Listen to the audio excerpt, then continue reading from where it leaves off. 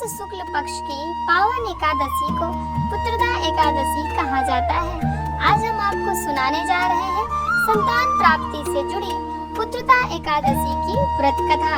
युधिष्ठिर बोले, हे श्री कृष्ण, कृपा करके यह बताइए कि पौष मास के शुक्ल पक्ष की एकादशी का क्या नाम है, उसका क्या महत्व है और उस दिन किस देवता की पूजा की जाती है। भगवान श्री कृष्ण बोले, राजन, पौष मास के शुक्ल पक्ष की जो एकादशी है उसे पुत्रदा एकादशी कहते हैं।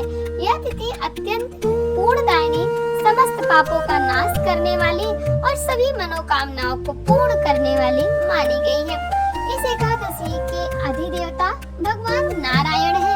समस्त त्रिलोकों में इस तिथि के समान दूसरी कोई तिथि नहीं है। पूर्व काल की बात है, भद्रावती नगरी में राजा सुकेतुमान राज्य करते थे। उनकी पत्नी का नाम रानी चंपा था। राजा और रानी को बहुत समय तक कोई संतान की प्राप्ति नहीं हुई। इस कारण वे दोनों सदैव चिंता और शोक में डूबे रहते थे।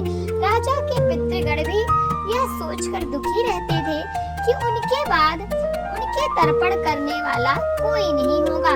राजा के पास राज्य था, धन था, वैभव था, लेकिन फिर भी राजा का मन सदैव दुख से भरा रहता था। कारण केवल एक था, राजा संतानहीन थे। राजा दिन रात यही सोचते रहते, मेरे बाद मेरे पितरों को पिंडदान कौन देगा? क्या मेरा वंश यही समाप्त हो जाएगा? यह सोच सोचकर राजा का हृदय अत्यंत व्याकुल हो जाता था। एक दिन राजा का दुख इतना बढ़ गया कि उनके मन में अपने प्राण त्यागने का विचार उत्पन्न हो गया। राजा ने मन ही मन सोचा, इस जीवन का क्या लाभ जिसमें संतान का सुख ही न हो। पर तभी राजा के हृदय में धर्म बोध जाग गया। राजा ने स्वयं से कहा, नहीं, शरीर त्यागना महापाप है। जो जीवन भगवान ने दिया है उसे स्वयं नष्ट करना धर्म के विरुद्ध है। यह सोचकर राजा ने अपने मन से यह विचार निकाल दिया। अपने दुखी मन को शांत करने के लिए राजा घोड़े पर सवार होकर वन की ओर चल पड़े।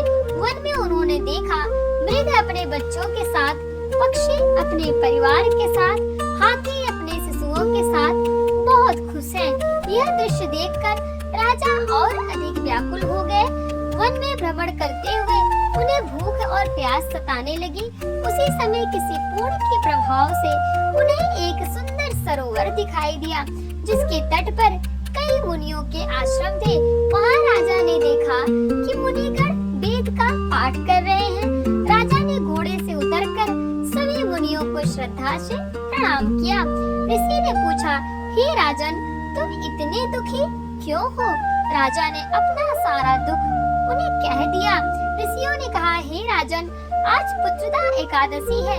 यह व्रत करने से संतान की प्राप्ति होती है। यह सुनकर राजा ने कहा, हे विश्वदेवगण, यदि आप मुझ पर प्रसन्न हैं, तो मुझे संतान प्रदान करने की कृपा करें। मुनियों ने कहा, राजन, आज ही पुत्रदा एकादशी का व्रत विधि पूर्वक कीजिए। भगवान केशव की कृपा से आपको अवश्य संतान की प्राप्ति होगी। व्रत का भगवान श्री कृष्ण कहते हैं, युधिष्ठिर, राजा सुकेतुमान ने विश्वदेव मुनियों के उपदेशानुसार श्रद्धा और नियम पूर्वक पुत्रदा एकादशी का व्रत किया। द्वादशी के दिन उन्होंने विधि पूर्वक पारण किया और मुनियों के चरणों में बार बार मस्तक झुकाया।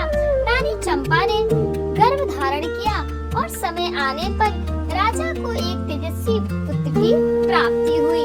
हे राजन, जो भी श्रद्धालु एकाग्र चित्त होकर पुत्रदा एकादशी का व्रत करते हैं और इस पावन व्रत कथा का श्रवण या पाठन करते हैं, उन्हें संतान की प्राप्ति होती है, समस्त पापों से मुक्ति मिलती है और मृत्यु के पश्चात स्वर्ग लोक की प्राप्ति होती है।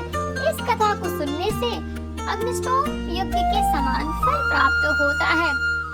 भगवान श्री हरि विष्णु संतान प्राप्ति की कामना रखने वाले सभी भक्त प्रार्थना स्वीकार करें और उनके जीवन को सुख शांति और विश्वास से भर दें। जय श्री राधे कृष्ण।